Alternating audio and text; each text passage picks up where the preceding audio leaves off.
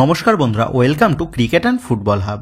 তো বন্ধুরা, তোমরা জানো এই মৌসুমের ভারতীয় ফুটবল টুর্নামেন্ট শেষ হতে চলেছে আসন্ন সুপার কাপ টুর্নামেন্টের মধ্যে দিয়ে, এবং এই টুর্নামেন্টটা শুরু হতে চলেছে আগামী 20 তারিখ থেকে আইএসএল এর 13টা দল এবং আই লিগ থেকে 3টে দল নিয়ে। যেখানে আই লিগের 3টে দলের মধ্যে চার্চিল ব্রাদার্স তারা কিন্তু সুপার কাপ থেকে নিজেদের নামটাকে উইথড্রল করে নিয়েছে, এবং তার অফিসিয়াল ঘোষণাটাও কিন্তু আজ করে দেওয়া হয়েছে ম্যানেজমেন্টের তরফ থেকে। তো এই চার্চিল ব্রাদার্সের সাথে মোহনবাগান দলের প্রথম ম্যাচ ছিল আগামী 20 তারিখ মানে ওপেনিং ডেতেই রাত 8টা থেকে।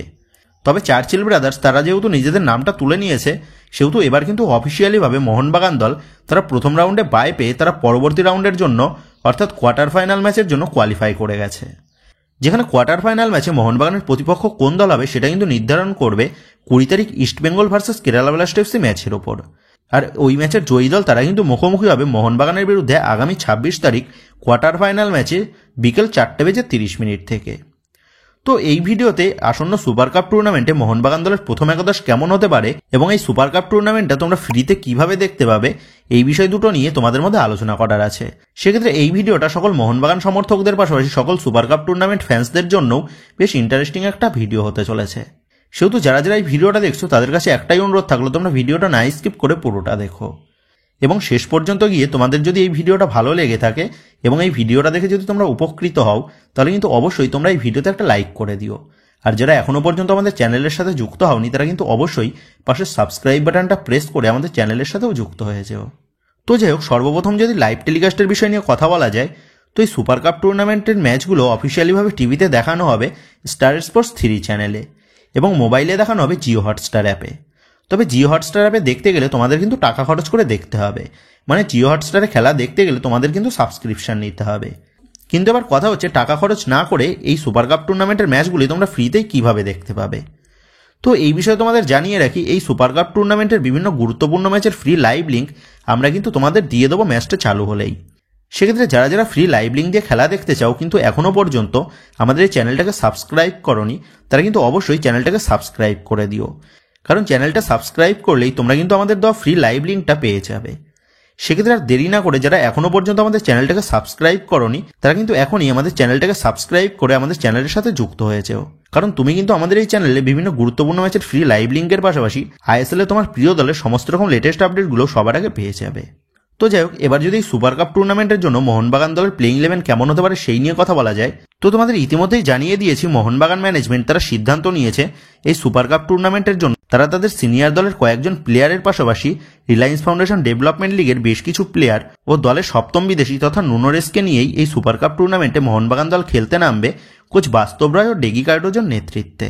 যেখানে সিনিয়র দল থেকে ধীরাজ সিং, আশিক কুরুনিয়ান, সাহাল আব্দুল সামাদ, দীপক টাংরি, গ্লেন মার্টিন্স এই সমস্ত প্লেয়ারদের দেখা যাবে এই সুপার কাপ টুর্নামেন্টে।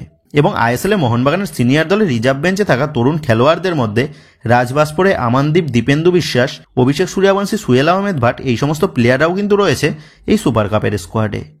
তো এবার যদি এই সুপার কাপের জন্য মোহনবাগান দলের প্রথম একাদশ কেমন হতে পারে সেই নিয়ে কথা বলা যায়, তো এই সুপার কাপ টুর্নামেন্টের জন্য মোহনবাগান দলের হেড কোচ বাস্তব রায় তিনি কিন্তু 4-2-3-1 এই ফরমেশনে দল নামাতে পারে।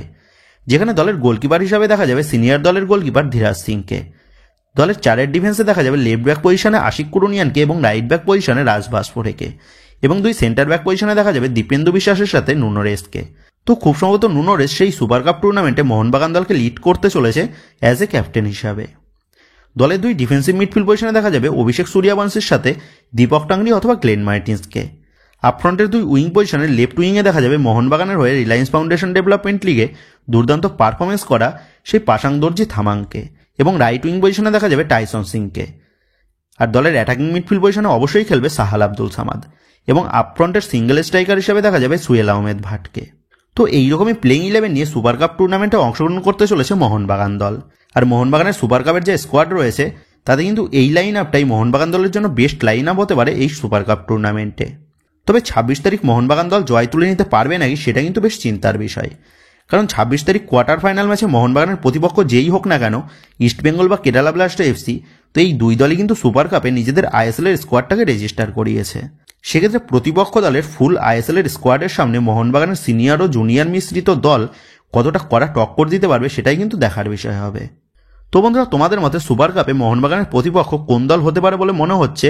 20 তারিখ কেরালা ব্লাস্টার এফসিকে হারিয়ে 26 তারিখ কি ইস্ট বেঙ্গল তারা ডার্বি ম্যাচের জন্য কোয়ালিফাই করতে পারবে, নাকি 20 তারিখ কেরালা ব্লাস্টার এফসি ইস্ট বেঙ্গলকে হারিয়ে দেবে?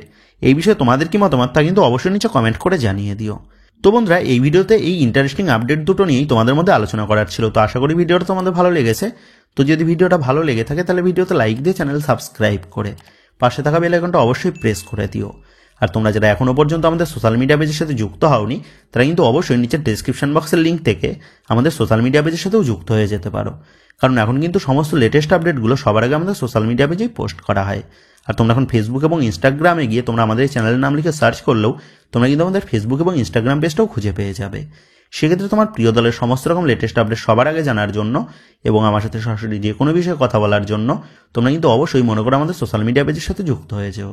তো বন্ধুরা, এই ভিডিওটা এটুকুই ছিল। তো আসি বন্ধুরা, দেখা হচ্ছে পরের ভিডিওতে।